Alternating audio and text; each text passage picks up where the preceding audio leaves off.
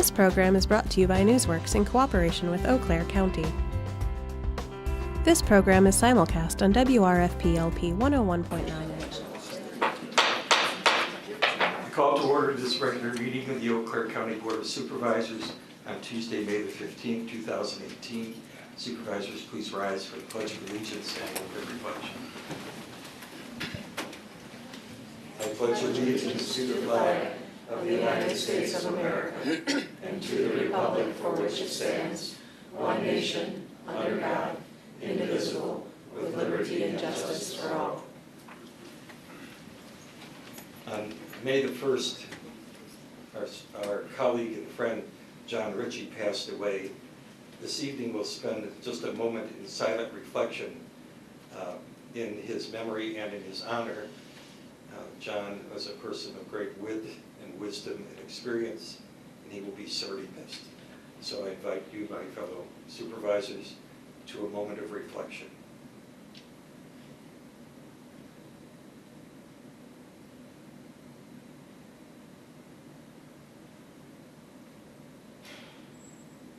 Thank you. Please be seated.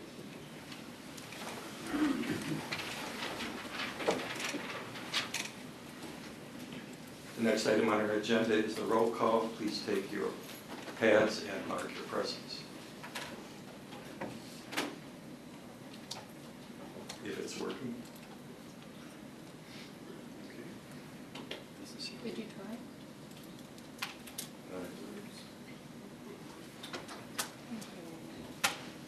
I guess you're not here. I've heard that said.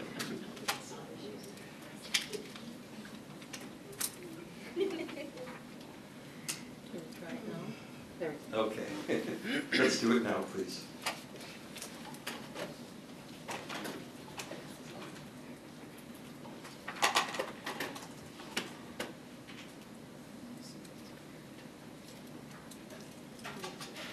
(23) present, we have quorum. The next item on our agenda is approval of the Journal of Proceedings.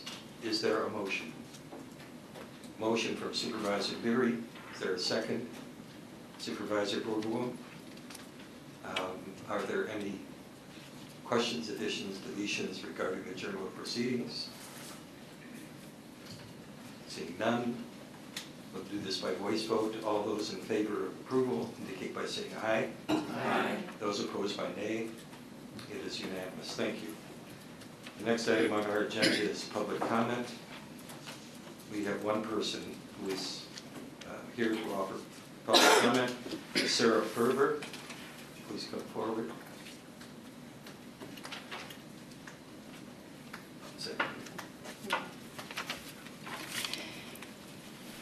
Good evening, everybody.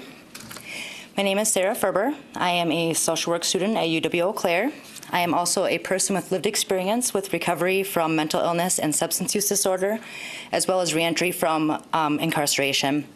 So tonight, County Board Supervisors are tasked with reviewing and voting on a position for the Eau Claire County Jail Reentry Coordinator, which will be supervised by Department of Human Services Behavioral Health Division. The position description before you is the result of a collaborative effort of DHS, CJCC, jail staff, and individuals such as myself with lived experience of returning to the community after spending some time in the Eau Claire County Jail. Over the past several months, we spent many hours considering how this position would best serve the people in the county jail who are soon to be released into the Eau Claire community. Having a specific, individualized release plan will surely set these folks on the right path by connecting them with much-needed services and assisting them with considering potential barriers to housing and employment prior to their release. The first 72 hours of freedom are critical in determining a person's successful reentry. When I was released from jail in 2015, it was one of the most stressful times of my life. Luckily, I knew exactly where to go to get the services that I needed. Many people are not so lucky. The Jail Reentry Coordinator position offers a unique solution by allowing many more people a guide to successful reentry. I urge County Board Supervisors to vote yes to the Reentry Coordinator position this evening. Thank you. Thank you, Ms. Ferber. Is there anyone else in the public wishing to make comment? Please come forward.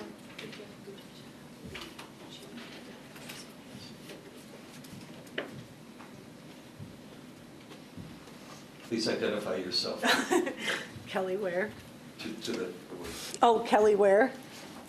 I just want to say that I have a son who has post-traumatic, he has post-traumatic disorder that he was diagnosed with 3 years ago. I'm sorry. I'll put myself together, hold on. And that he was incarcerated. And during his incarceration, the system that they have in place diagnosed him with this. And I feel that I've gone to a lot of meetings in Eau Claire with even the new mental health clinic, and I've been involved with CSP. And I feel that one of the problems is exactly what that young lady said, which is they get out. If they've spent some time there, they've lost their job, they've lost their home, maybe they've lost their family, maybe they've got kids. And I think it's very important to not only just treat the symptom by incarcerating somebody with a mental illness and possibly an addiction along with it, that we need to deal with the trauma and the illness and you know, as a collaborative. And I think it's very important that we vote yes for the social worker so we can start identifying the problem instead of treating the symptom by saying, well, they don't use when they're incarcerated. That's why we've got, you know, this repeated offender thing, is because we're not solving the problem. Thank you. Thank you, Ms. Ware. Is there any other member of the public who wishes to speak? We'll close the public comment period. The next item on our agenda is reports to the county board. We're going to begin with the delightful task of the scholarship awards. Josie with Liberty will take over from here.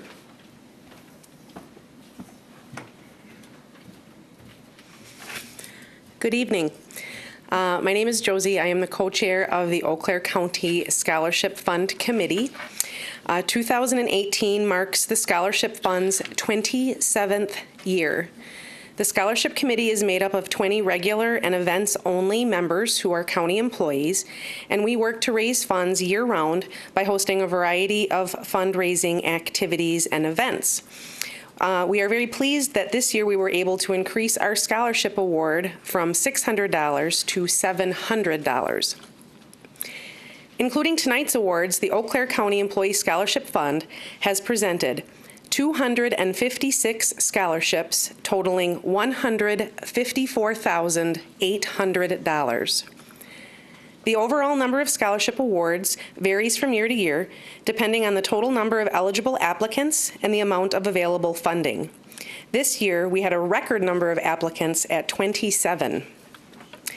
It is important to note that the scholarship recipients are determined by an independent review committee not affiliated with Eau Claire County, and the applicants are evaluated based upon a combination of their academic performance, school and community activities, work experience, leadership, career aspiration or goals, and 2 letters of reference.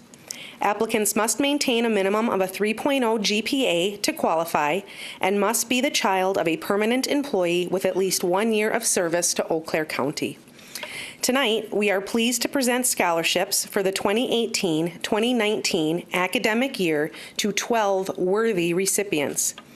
I would like to thank all of the award winners and their families who were able to join us tonight, and the department heads who have agreed to present, as well as the county board for allowing us this opportunity to publicly recognize these fine young students and their parents. Thank you. And with that, I'm going to introduce Highway Commissioner John Johnson.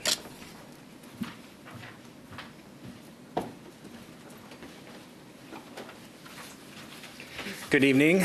It's my honor tonight to present the scholarship awards to the families of the Highway Department.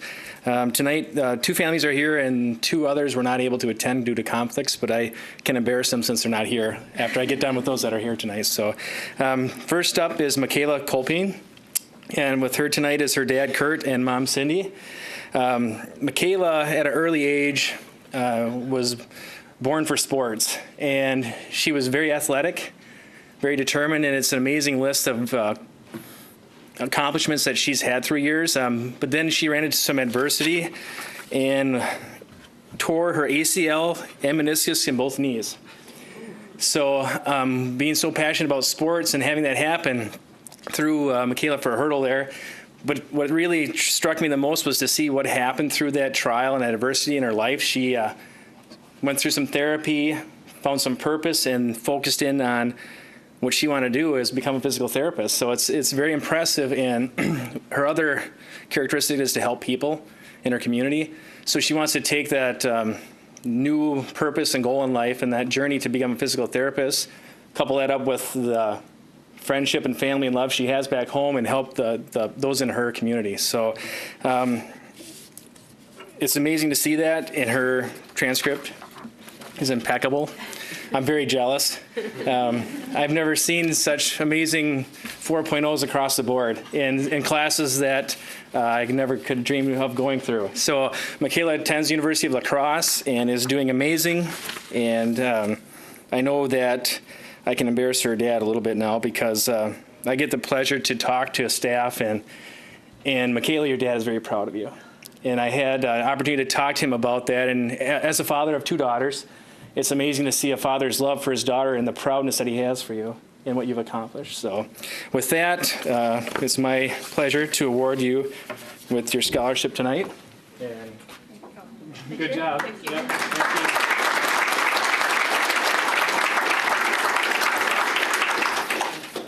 you. Next up is Jamie Peterson.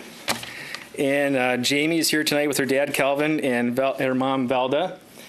Jamie did okay in school. She graduated from Fall Creek as well as Michaela, but she's ranked #1 in her class in valedictorian. So it's amazing. So again, impeccable grades. And what really impressed me was at 3rd grade, Michaela knew what she wanted to do. I was causing trouble in 3rd grade. So when you kind of hear the things about, well, what's our future going to be like? I'm telling you, after reviewing this, it's amazing with what the youth and what they're coming up with and the aspirations they have. But at 3rd grade, she knew she wanted to be an educator. And the teachers in her life affected her greatly and gave her that passion. But not only that, but she's surrounded by friends and support that is amazing. So it's a tribute to Fall Creek for that push that they give you and that drive that you have. But most of all, I think what's amazing is, and the top of the list is parents, that when I read that, they with a limitless love and care tell her that she can accomplish anything, and they encourage her with an amazing ability there, so that she respects and knows that that's a true blessing in life. So with that, I get to present Jamie with her scholarship as well. Congratulations.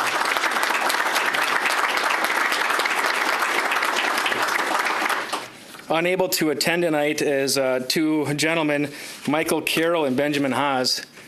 And I know both of these gentlemen, and Michael, which was very impressive, came to the Highway Department to introduce himself to me, and as well went to the county courthouse here to thank and introduce himself to the staff on the scholarship committee and those involved.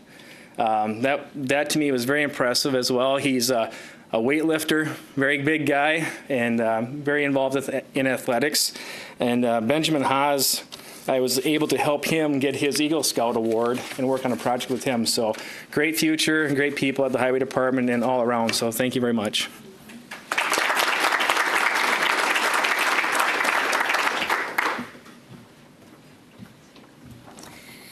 And now I'd like to invite up Economic Support Consortia Administrator Linda Struck.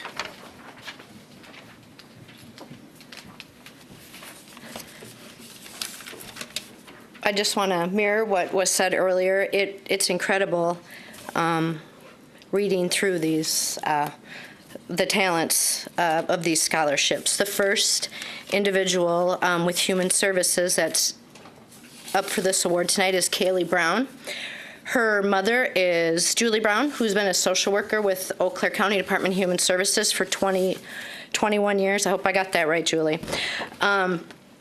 Kaylee currently is attending UW-Madison in nursing, hopes to get into their nursing program, and she's a post-grad of North High School. Very involved. When she was going to North, she was in varsity dance, varsity golf, member of DECA. I can't even list all the volunteer hours that she had in the medical field, which would make sense of why she wants to go into nursing. She's working multiple jobs this summer, all while maintaining a high academic performance. So Kaylee, congratulations.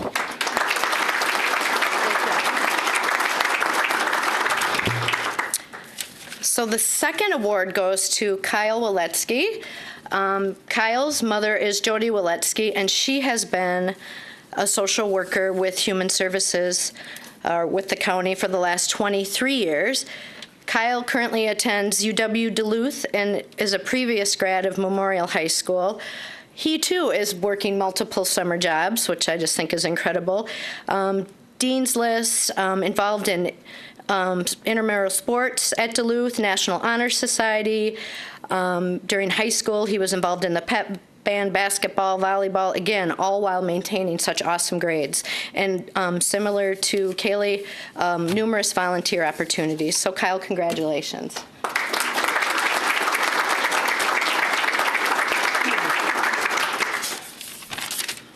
Our third member, Brooklyn Arbs, her mother is Becky Arbs, and she's been with Human Services in my area of economic support for 25 years. They weren't able to come here tonight. I believe Brooklyn has a softball game. Fortunately for me, I know a little bit more about Brooklyn. Her daughter and my son are a year apart in school, so I've, throughout the years, have been able to see Brooklyn grow into an incredible young woman. She currently is a senior at Altoona High School. She's a three-sport athlete. She was named Female Clover Belt Scholar Athlete of the Year. She's the class president, again, high honors, involved in numerous clubs throughout, and she is planning on attending UW La Crosse for biology and hopes to go on to med school. So I'll be sure to give Brooklyn her award when I'm back in the office tomorrow. And then our last student through Human Services is Benjamin Sokup. I don't believe Benjamin is here. His dad is Mike Sokup. He has been with the county for 29 years. Benjamin currently attends UW Sioux Falls. He actually plays on their college football team, and he's a post-grad of Regis High School. When he was in high school, again, multiple activities, football, basketball, track.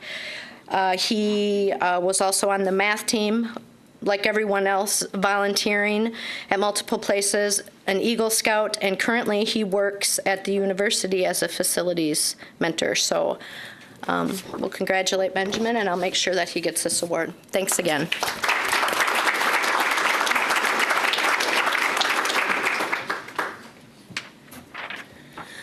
Our next presenter is Child Support Manager Megan Cluck.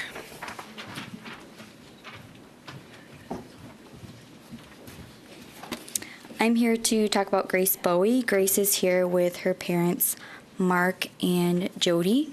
Jody is a child support specialist in the child support department. Grace is a senior at North High School and plans to attend the UW Eau Claire in the fall, majoring in actuarial science. She has a passion for math and learning. The past few years, Grace has been honored by the Eau Claire Rotary Club. She received Excellence in Education Awards from the Eau Claire Chamber of Commerce.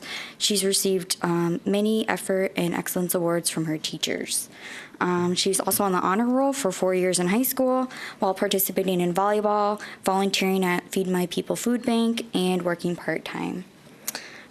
Grace is described as an exceptional student with a brilliant future. One of her teachers said, "It's students like Grace who make you realize how great your job is and how fortunate you are to get to work with such great individuals." Please join me in congratulating Grace.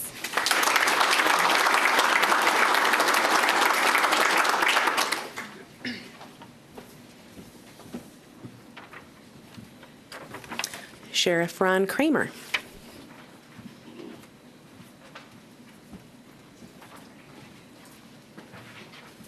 Thank you, Josie.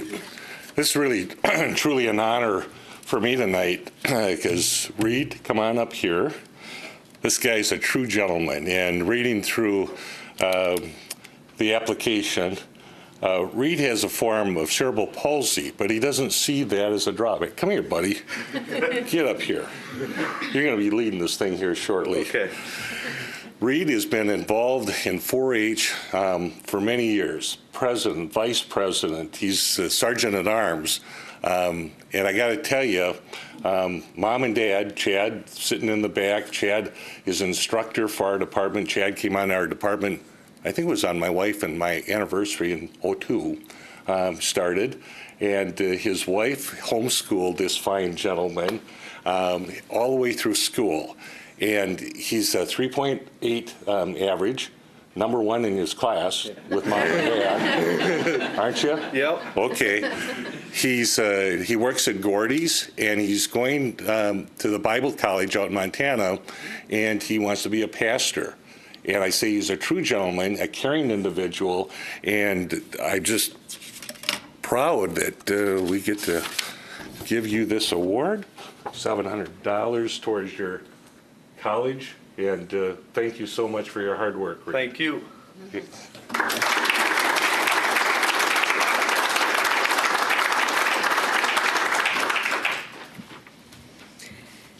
And last tonight is Administrator Catherine Schaaf.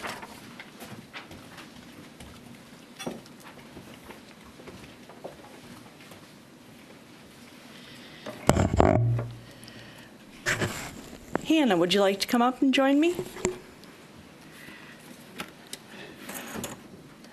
The first recipient that I'm sharing information about is one who has been a prior recipient as well, and very well deserved. Hannah Zames is the daughter of our Corporation Counsel Keith and his wife Deb, who is also here this evening.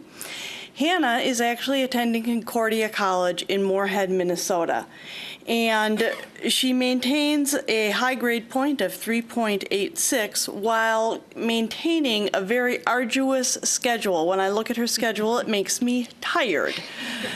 She volunteers in a number of different areas and then also holds down employment here in Eau Claire in the summer. She actually has continued her history of academic honors that she started with when she left Memorial High School here and went on to Moorhead, and her academic accolades are many. And her volunteer work continues throughout her life. I think that the one thing that I took from her application that really spoke to me was a quote directly by Hannah, where she talks about her goals and aspirations. And she said that the one thing that she desires to achieve is to be an active and effective participant in society. And I don't think that any of us could ask for more. So, Hannah, congratulations.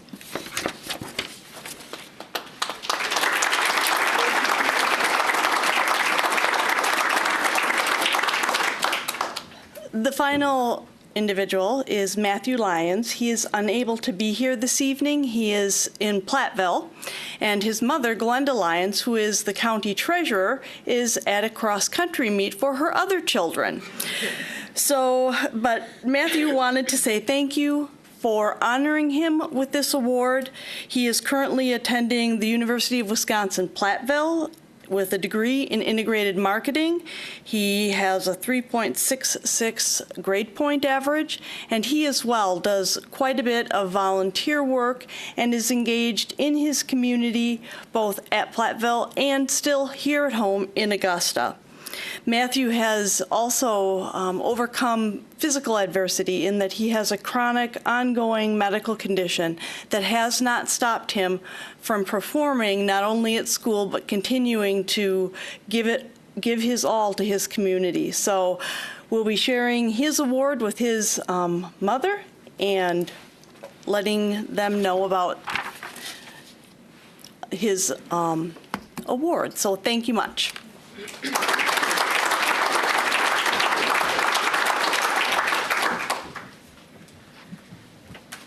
Okay, that concludes our scholarship awards presentation for the 2018-2019 academic year. You are all invited to stay and continue to sit in on the county board meeting. Otherwise, you can be excused. But before you leave, if the recipients tonight that are still here and their parents would like to meet me in the lobby, I'd like to get a quick picture of all of you. And again, thank you. And Congratulations on your awards.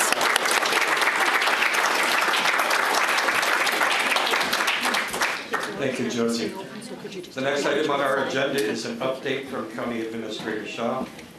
And I will be very brief. There are two documents on your desks for your review. These have been sent out electronically at different points.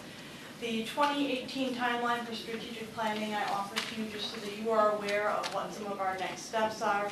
We will be bringing back to you at your meeting on June 19th the work product. Our facilitators are currently in the process of putting that together from the information that they received at that event. And then last week, the Committee on Finance and Budget updated some of their dates for the overall budget schedule. And so you have that before you as well.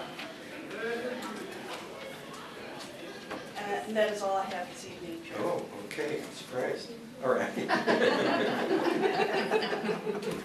The next item on our agenda is, well, you have a contingency report in your packet for your reading pleasure. The next item is presentation of petitions, claims, and communications. First is a proclamation proclaiming June 19th as Juneteenth Day in the city of Eau Claire. The clerk will read the proclamation. Whereas Juneteenth is the oldest celebration commemorating the Emancipation Proclamation, the document which ended slavery in the United States, and whereas June 19th, 1865 is recorded in history as the date when word of emancipation brought freedom to the last remaining slaves in the country. And whereas this occasion in the United States has grown into a global celebration which encourages self-development and appreciation for all races and cultures. And whereas many area organizations and community members have organized a celebration to heighten awareness of this observation and to provide an opportunity for all people in the community to get together and share in an atmosphere of respect and inclusion. And whereas this celebration marks the 14th annual Juneteenth celebration in the city of Eau Claire and will be held at Carson Park Pine Pavilion in Eau Claire on Tuesday, June 19, 2018. Now therefore, the Eau Claire County Board of Supervisors hereby proclaims Tuesday, June 19th as June 19th in the city of Eau Claire and encourages all residents to join in recognizing this day of unity, freedom, and opportunity, and to honor the diversity of all races and ethnic groups in our community. May we have a motion, please? Motion from Supervisor Crump, second from Supervisor Stutches. This will be by voice vote. All those in favor indicate by saying aye. Aye. All those opposed by nay. It is unanimous. Thank you very much. The next item is communication received, a rezoning request, which you have in your packets. Next item is first reading ordinances by committees, file number 16. Amending section 2.12.140B of the Code, Medical Examiner System. This resolution will go to Budget and Finance, and we'll come back in a subsequent meeting. The next item is first reading of ordinances and resolutions by members, file number 27. Recognizing the Eau Claire City County Health Department for National Public Health Accreditation. I believe this will go to the Administration Committee, correct? Thank you. And we'll come back for consideration by the board. The next item is reports of standing committees, commissions, and boards under 2.04.160, and second reading of ordinances, beginning with file number 23. Amending the Eau Claire County Human Resources Employee Policy Manual. Motion. Motion by Supervisor Gatlin, second by Supervisor Miller. Explanation by Supervisor Gatlin. Thank you, Mr. Chair. It helps if I turn that on. You're on. Thank you, Mr. Chair. Right. Yes, this is raising the pay of the field training officers for the correction officers to up to $2 an hour to bring it in line with the other, the deputies that we increased their FTO in their contract. And so we're requesting that the correction officers receive the same pay while they're training This is an increase from 75 cents an hour. It would add up to about $400 per new employee. Would have a fiscal impact, but not to the levy. And I strongly support this and hope that the board does too. Thank you. Thank you. Any discussion, any questions regarding this motion? I see none. Please take your vote in your pad and enter your vote.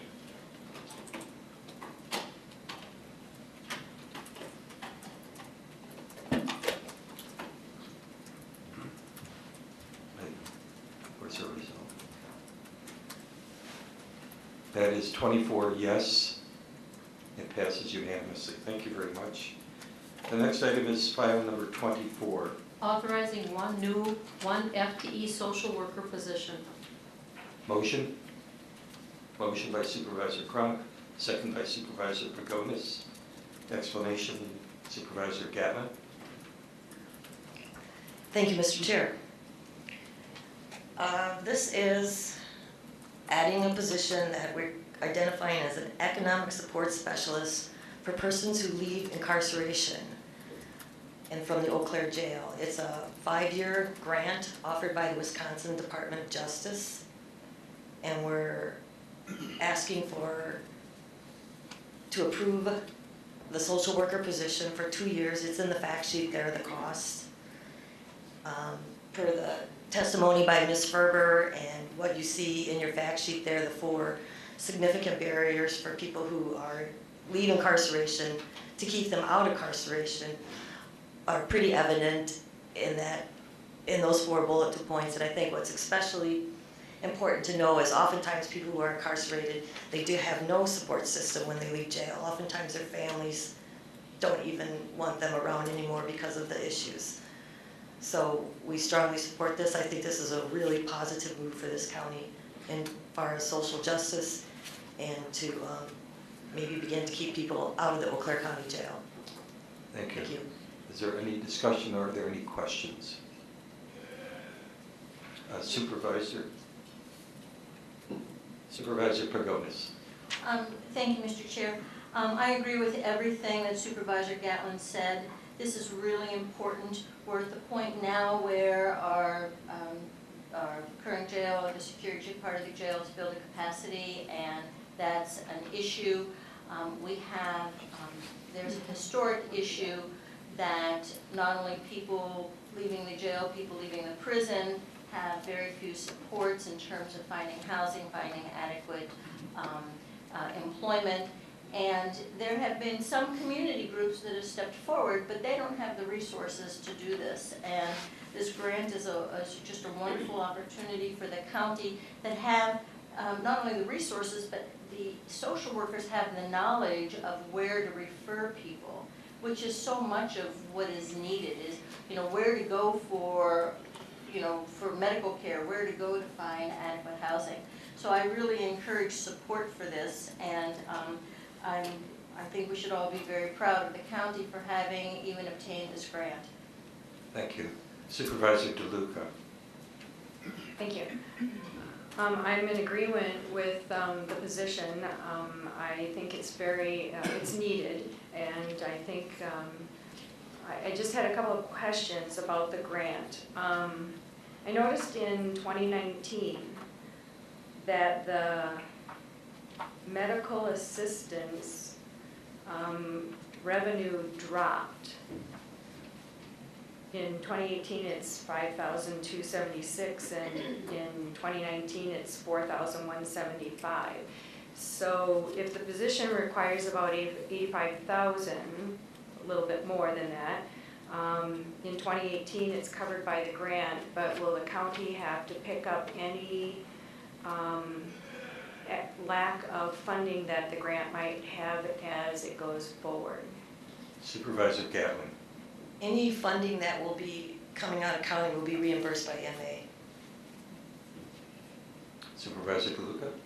And then one other question. After 5 years, will we be allowed to apply for the grant again, or is it limited and spread to other counties? Supervisor Gatlin. Supervisor Miller? Actually, as our history with grants and as we discussed at the meeting, the person who is hired will be informed that it is a grant-funded position for that length of time. Of course, the county, DHS, and the Sheriff's Department, and whomever will try to work together, but at this point, it is scheduled to sunset in 5 years. Do we have an opportunity to apply again, or is it just we get 5 years and that's it? I'm sorry, that part I don't know. I think so, you don't get the DOJ. Okay. Thank you. Supervisor Wilkie? Excuse me, I'm real pleased to see that we're moving forward with some adequate discharge planning for our folks that leave the jail. We've improved on it. I think this step will be a significant improvement. Too often, folks that I have talked to who have been incarcerated in our jail are let out at 5 o'clock in the morning. And as you talk to them in later years, you find out that they reoffend within 24 hours, particularly if they have an addiction problem. Because oftentimes they're having to go right back to the same environment that they came from. Hopefully this social worker will be able to work with them with the limited resources, and we need more adequate housing resources out there, but to work with them to have a discharge plan that will give them optimal chance of going down a different path. So I believe we're on the right track, and hopefully that'll continue. Thank you. Supervisor Kronk? Yeah, thank you. I was a nurse at the jail about, I think, like 7 years ago, and this was something that was just definitely lacking at that time and a real source of frustration. So I'm so happy to see that this position was created. And I also, just kind of listening to some of the scholarship recipients that we applauded and love to see, I wrote down some of the words that were used as descriptors, which were push, drive, parents, encouragement, support, working, success. And so I think with some access to services, we can have people that were, quote, active, effective participants in society, or at least give them a chance. Thank you. Thank you. Supervisor Miller? Thank you, Mr. Chair. I just wanted to add to some of the comments already. As a member of Judiciary and Law for a number of years, this has been a major concern of ours. And we've been discussing it off and on as to how to attack it. The jail staff, with their limited resources, have had that difficulty. They've worked with DHS staff, but it was not so specific to this type of program as we're talking about tonight. And to me, I'm just excited. Both Tom Worth and Dan Brzezina agreed that they will be coming back and giving reports to HR and Judiciary and Law, because it is also kind of an evidence-based approach to the grant, which is just wonderful. But as you heard Supervisor Bagona say tonight, community agencies have been doing some of this, but they don't have the resources. Well, now, through this collaborative effort between DHS, the Sheriff's Department, and some of those community agencies, we were able to obtain this funding. And I just think it's incredible, and I'm just so thrilled to see us take this on, and I know we're going to have some real success by it. Thank you. Supervisor Buchanan? Thank you. A lot of people have said a lot of what I wanted to say. So instead, what I will just simply say is that I would support this, and even if it didn't come with the grant funding and we were paying for it out of our own levy dollars. There's a number of reasons for that. You know, when we heard Supervisor Wilkie bring up that some people will reoffend within 24 hours just because they don't have a place to live. If you think about Wisconsin winters in the cold, and you get right out of jail, where are you going to go? You're going to go somewhere where it's cold, where you know you have a place to sleep, and that's going to put you right back in there. And so if we have a person who can just help even a few people to not reoffend, that position would more than pay for itself. The one other reason why I want to support this, not only for that, is if we truly want people to reintegrate and come back into our community, which almost everyone who goes to jail does, then it's about dignity. And it's about saying, you know what, you may have made a mistake, but we're going to help you have an opportunity to change things around, and we're going to invest in you. And I think that word dignity matters a whole lot. And so I'm supporting this. Yes, it has grant funding, but I would support this even without the grant funding because I fully believe it would more than pay for itself. And I also believe in the very importance of the human dignity of helping people who are reentering. Thank you. Supervisor Anton. Thank you.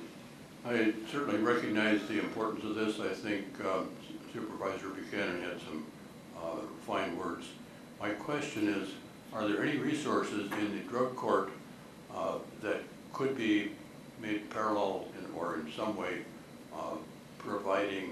provided a service that would help us along in this endeavor?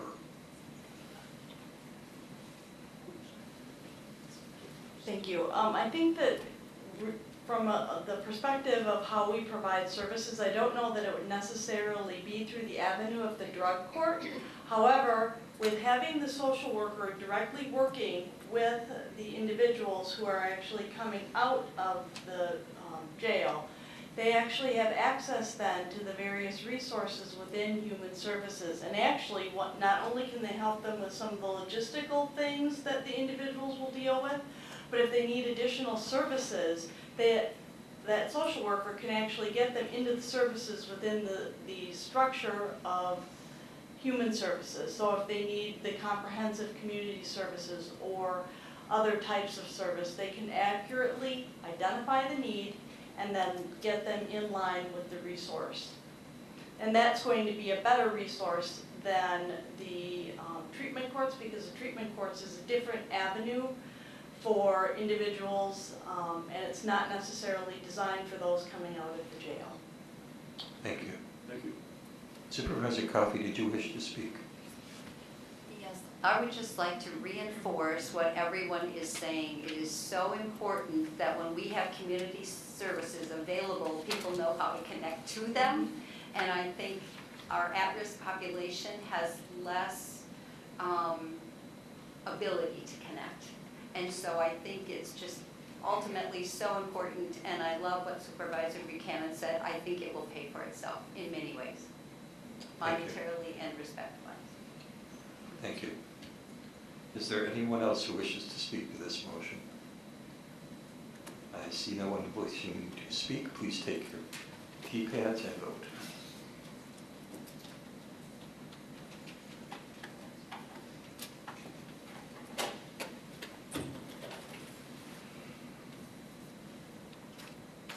Supervisor Coffey, thank you. The vote is 24-0. It is a unanimous vote. Thank you very much. The next item on our agenda is from the Committee on Finance and Budget, file number 4.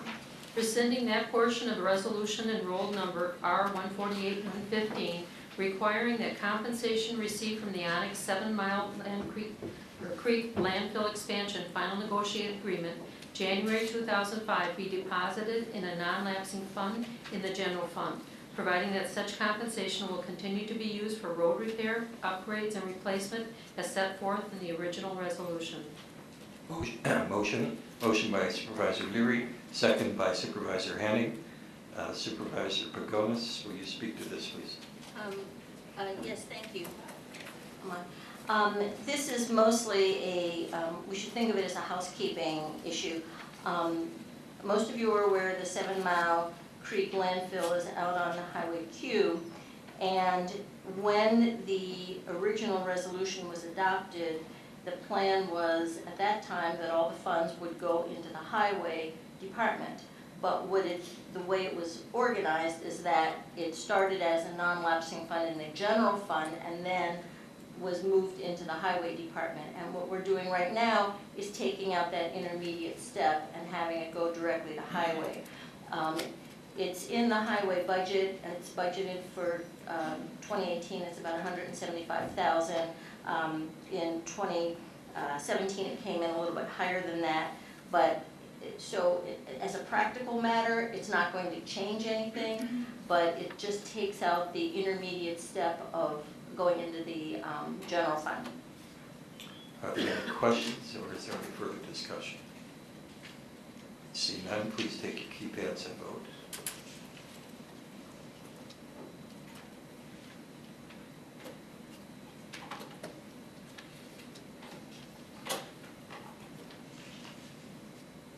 The vote is 24-0. That passes unanimously. Thank you very much. The next item on our agenda is file number 8. Disallowing the claim of Secure Insurance Companies as subrogate of William and Christine Smith filed on March 26, 2018 against Eau Claire County and directing the county clerk to notify the claimant of said disallowance. Motion. Motion by Supervisor Dunning, second by Supervisor Bergonis. Explanation by Supervisor Bergonis. Thank you, Mr. Chair. It's pretty self-explanatory in the fact sheet. There was a county vehicle that was a snowplow and a second vehicle, passenger vehicle, that was too close. The snowplow has big signs on it to stay back. Unfortunately, this vehicle did not. The county vehicle was in an intersection, clearing the intersection, and in backing up the few feet that it needed to get around the intersection, it struck the other car, and so the individual, I believe the Smiths, made a claim to their insurance, and now they're asking to have have a subrogation. WMIC, the county's insurance, has suggested that we deny the claim, or disallow the claim. So that's what's before you, is disallowance of the claim. Thank you. Are there any questions, or is there any discussion? I see none. Please take your keypads and vote on file number 8.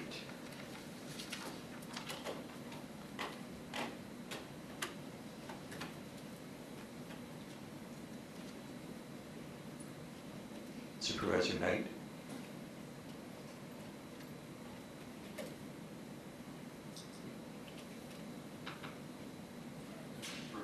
You might have to leave me out. There you go. Sometimes you have to kick it. The vote is 24-0, passes unanimously. Thank you very much. Next item is file number 13. Authorizing the sale of tax deed property to the town of Bridge Creek for $863.64.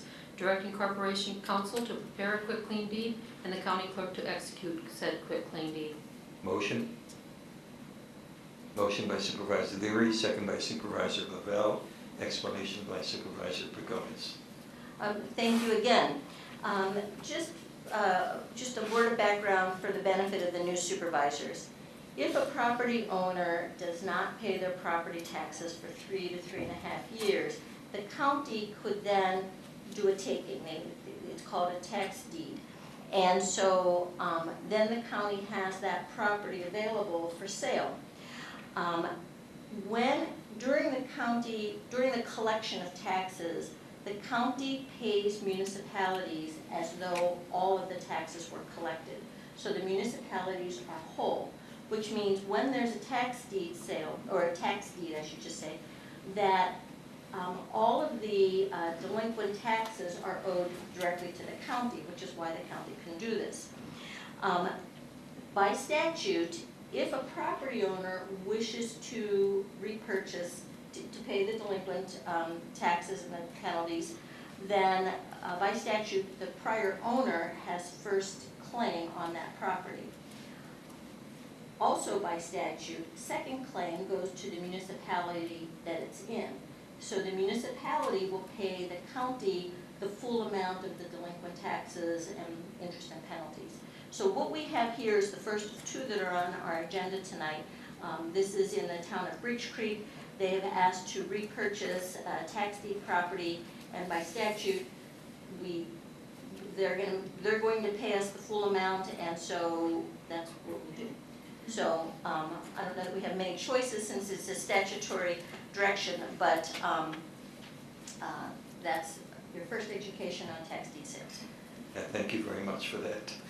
So, are there any further questions, any further discussion? I see none. Please take your keypads and vote on file number 13.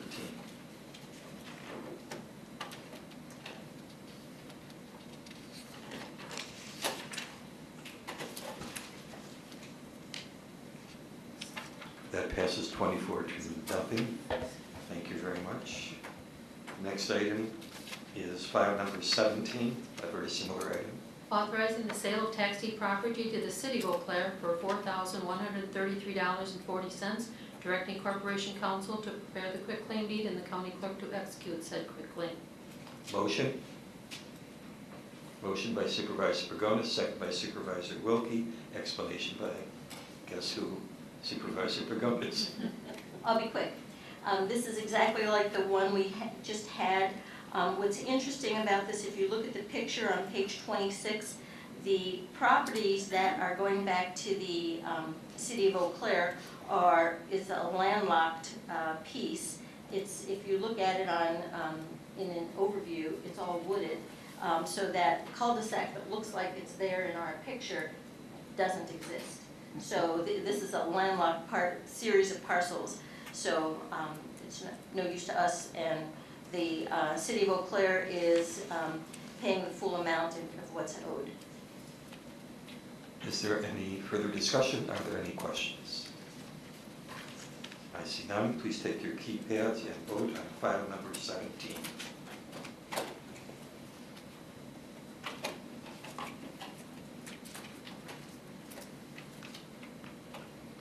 That item passes 24 to nothing. Thank you very much. The next item is file number 18. Authorizing carry forward of funds from 2017 budget into 2018 budget. Motion. Supervisor Chilsett, second. Supervisor DeLuca. Explanation, Supervisor Pagonis. Thank you, Mr. Chair. So this is when a department in a given budget year budgets for some project. I think it's easiest to think of it in information services where they plan a project, they budget it, but the project can't be completed in a year. So we look to carry over the funding, the unspent funds, to the following year. And our resolution has some very specific items in it. So that's basically what we're talking about, is carrying over these funds to 2018 for the continuation of these projects.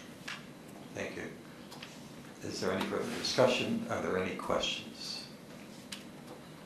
Supervisor Gatlin.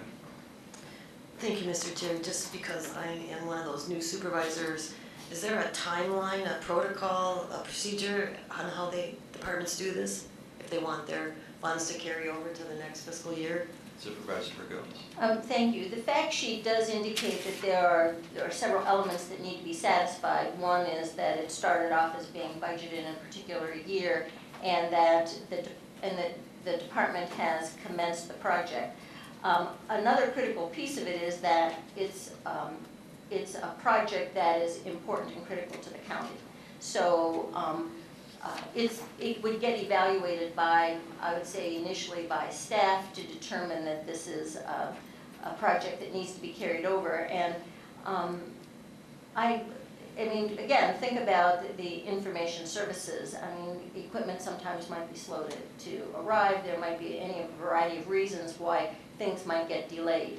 So as far as specific rules and protocol, the staff is pretty much who handles this, and the fact sheet that delineates the three elements that need to be met is pretty much how we determine it. Does that answer your question? Yes. Supervisor Stelzis. Yeah, thank you, Mr. Chair. These projects don't look like capital projects. I'm just wondering, how do capital projects, how are they treated in a similar situation where I plan to build or buy something and that entire purchase is not completed, but the capital funding was provided for in the previous year? That's a great question, and there was a point for quite a few years where when it was allocated in a capital budget, it stayed there until it was used. But we have since gone back and discovered that we had items budgeted in capital projects that didn't get done, and it felt kind of sloppy. So we're now in the process of reassessing how that happens. And I think one example is courthouse security. It was budgeted quite a few years ago and has never been very fully implemented. And so rather than have that carry through year after year, it has to be reassessed in terms of what the needs are. So we're looking to clean that up, we just haven't done it yet. So an unspent item would show up again in next year's budget. Is that true? It would be carried over. It would be listed as a carryover. Thank you. Thank you. Is there any further discussion? Are there any further questions? I see none. Please take your keypads and vote on file number 18.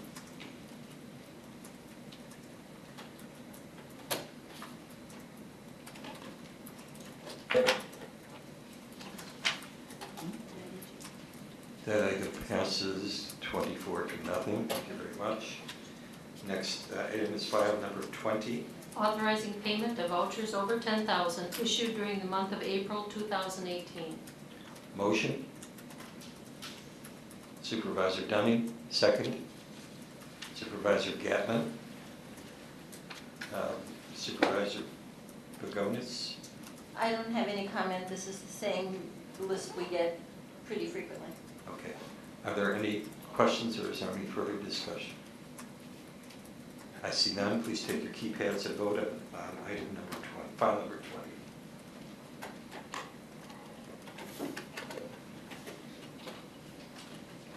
Easy.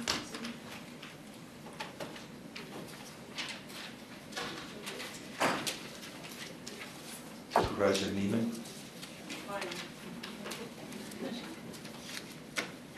Nine, sorry. Your voting is not showing up.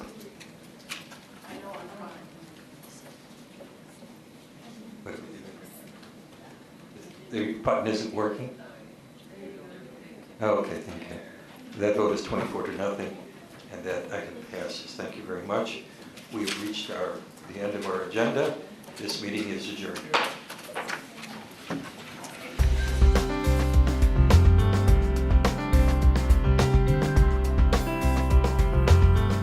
This program was brought to you by a cooperation between Newsworks and Eau Claire County. Newsworks is made possible by continuing community support. If you would like to volunteer or make a donation, please contact us via phone at 715-839-5067 or online at valleymediaworks.org.